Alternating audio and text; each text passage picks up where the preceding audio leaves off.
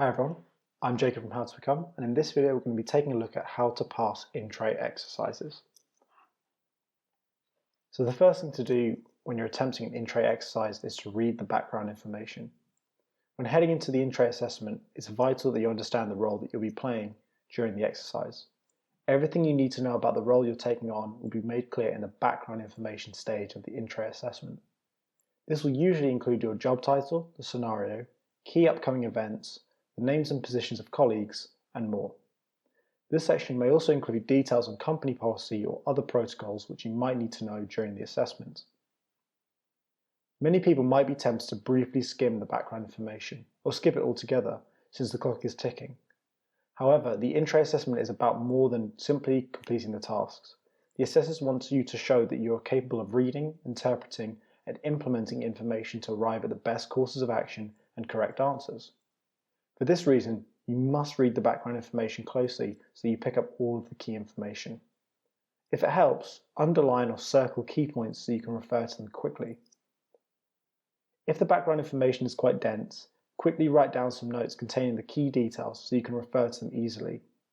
This way, you won't have to keep trawling through the entire background information section of the exercise while completing the tasks. Next, prioritize your tasks. Generally speaking, there are 3 criteria which you should use in order to prioritize your tasks.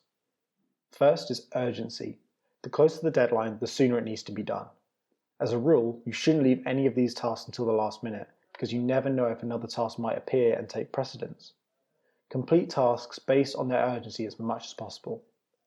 Next, we have size and complexity. The bigger a document, or the more complex a task, the more time it's going to take to complete it effectively. You should try and complete the bigger tasks as soon as possible so that you can get them out of the way, making room for the smaller tasks. Next, we have importance. This is slightly more abstract from the other criteria, since the importance of a task will depend on your scenario. For example, if you receive a task from the director of the company you're working for, then it might take precedence over a task assigned by a teammate. There's no real trick to this. Just use your own judgment to figure out which tasks are more important than others. Next, we have read every item before starting. While a lot of the key information will be supplied in the background information document, there might be more key details in the other items for the entire exercise. Therefore, it's important that you read every document before you get started, since some new information in a document could change everything about how you approach the tasks. In addition, reading every item before getting started allows you to prioritize everything effectively. You don't have to read each piece closely before starting, since you'll do that later, but at least skim through each document for important details before starting on anything. Remember that some tasks can be delegated. You don't have to complete every task yourself. In some cases, you'll have the opportunity to delegate tasks to other members of staff. Of course, these aren't actual people, but if you can justify why you're assigning the task to them, then this is acceptable. As part of the background information package, you might be given a chart listing relevant staff members at the company. While this can be used for completing tasks, such as figuring out who to forward a letter to, you might also be allowed to assign a task to a relevant staff member. For example, you receive a note asking you to deal with a refund request. The company policy states that all refund requests must be processed by Katie, the head of quality assurance at the company. In this case, it would be completely acceptable to delegate the task to her to complete. In some cases, you might be asked to find a suitable individual to assign a specific task to. For example, your manager might have noticed that there was an issue with the office printer and someone is required to get in touch with the manufacturer to resolve the problem. Your manager may specifically ask you to deal with this, or they might suggest that you find someone else to do it. In this case, you would try to find an individual with the clearest schedule as well as the best qualifications for the role. In other cases, you might not be asked to delegate a task, but it's appropriate given your workload or qualification. If this is the case, try to find an individual who is most suited for the task. There aren't always right or wrong answers. In some cases, there isn't a right or wrong solution to the task given. Instead, the assessors are trying to figure out what your course of action would be, and more importantly, why you've chosen it. In the post-exercise interview, the assessors might ask you to explain your choice of actions for some questions. For this reason, you should always know why you've chosen a specific course of action over another. It might be the case that neither answer is right or wrong. The assessor just wants to get an idea about how you think and rationalize decisions. Next is don't make assumptions. One thing you absolutely must not do when completing a task is jump to a conclusion.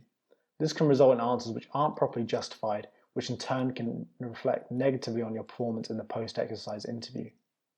All of the information you need in order to make a decision is there in the documents you've been given. Your job is to deduce, interpret, and evaluate data in order to reach conclusions. If there's a piece of data that you can't find, then take another look through your material. It might be the case that you've simply missed it on previous readings. In some cases, data might intentionally be omitted from the documents. For example, you might be asked to decide which business plan to move ahead with in the next year. You might have complete data for Plan A, but incomplete or inclusive data for Plan B. In this case, the real task might be to acknowledge that Plan B's data is inconclusive, and therefore Plan B should not be considered as the correct course of action. Be prepared to read between the lines. While assumptions should be avoided as much as possible, there will be a number of cases where you have to read between the lines to glean important information. As mentioned in the previous video, there are sometimes hidden themes in an in-tray exercise that you'll need to figure out in order to achieve the best mark. By reading between the lines, you have the best chance of finding these themes. For example, one theme in the in-tray exercise may be that the company is considering acquiring another smaller company in the near future. This might not be made explicit to you, but might instead be implied by the type of information that you're given. For example, you might be given a report listing predicted revenue for the company in the current or next financial year, combined with a list of smaller companies in the same industry. On top of this, the director of the company might hint that major changes are coming to the structure of the company, which in turn suggests that a merger or acquisition is set to take place. While this might not be obvious, some deduction based on evidence might lead you to a hidden detail which can completely change the exercise. Next, keep an eye on the clock. Time management is a vital skill in most jobs, and the in-tray exercise is designed to test it. If you let time run away from you, you put yourself at risk of not completing all of the tasks. This will obviously reflect poorly on your application, so it's important that you master your time management skills. As previously mentioned, a surefire way of maintaining good time management is to keep track of all the deadlines for all of your tasks, and then prioritize them accordingly. This means that you have the maximum amount of possible time for each task, giving you more time to spend on them and decreasing your chances of accidentally missing the deadline. Make sure to prioritize your work. Secondly, a great way of managing your time is to put aside tasks that you're stuck on and return to them later.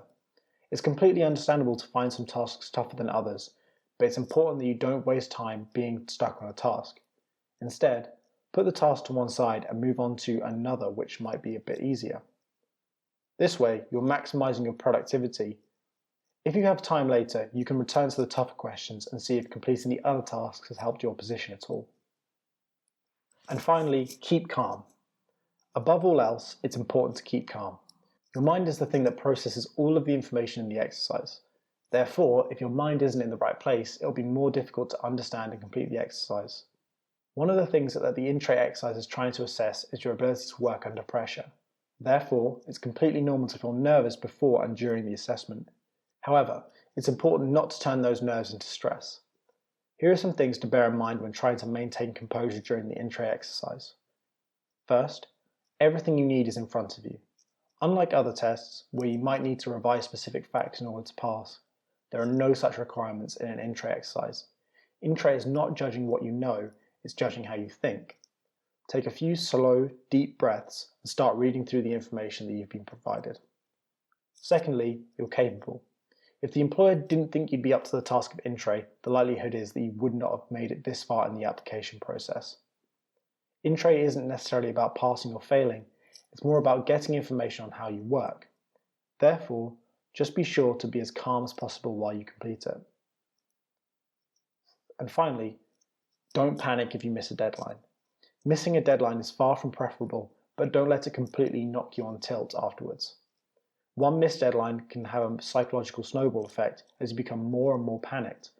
This will make matters worse. If a deadline is missed, try to complete the task anyway, and then move on to the next one as normal.